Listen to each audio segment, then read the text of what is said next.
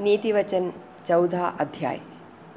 हे मेरे पुत्रों, पिता की शिक्षा सुनो और समझ प्राप्त करने में मन लगाओ, क्योंकि मैंने तुमको उत्तम शिक्षा दी है। मेरी शिक्षा को न छोड़ो। देखो, मैं भी अपने पिता का पुत्र था और माता का अकेला दुलारा था, और मेरा पिता मुझे यह कहकर सिखाता था कि तेरा मन मेरे वचन पर लगा रहे, तू मेरी आज्ञाओं का पालन कर, तब जीवित रहेगा। बुद्धि को प्राप्त कर, समझ को भी प्राप्त कर, उनको भूल न जाना, न मेरी बातों को छोड़ना। बुद्धि को न छोड़, वह तेरी रक्षा करेगी। उससे प्रीति रख, वह तेरा पहरा देगी। बुद्धि श्रेष्ठ है, इसलिए उसकी प्राप्ति के लिए यत्न कर। जो कुछ तू प्राप्त करे उसे प्राप्त तो कर, परंतु समझ की प्राप्ति का यत्न घटने न पाए। उसकी बढ़ाई कर, वह तुझको बढ़ाएगी। जब तू उससे लिपट जाए तब वह तेरी महिमा करेगी। वह तेरे सिर पर शोभायमान भूषण बांधेगी और तुझे सुंदर मुकुट देगी। हे मेरे पुत्र, मेरी बातें सुनकर ग्रहण कर, तब तू बहुत वर्ष तक जीवित रहेगा।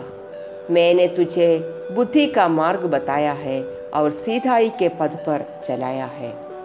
चलने में तुझे रोक टोक न होगी, और चाहे तू दौड़े तो भी ठोकर न खाएगा।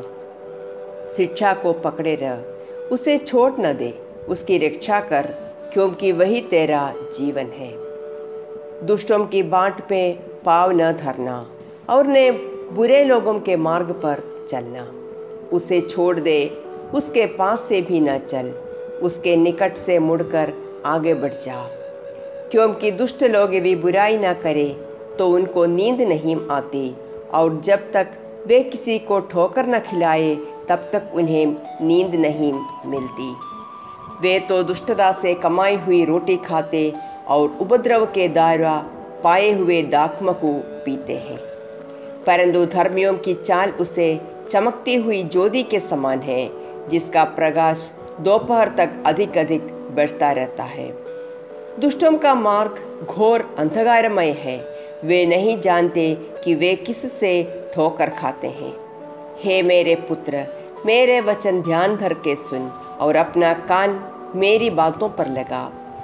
इनको अपनी आँखों की ओट न होने दे, वरन अपने मन में धारण कर, क्योंकि जिनको वे प्राप्त होती है वे उनको जीवित रहने का और उनके सारे शरीर के चंगे रहने का कारण होती है।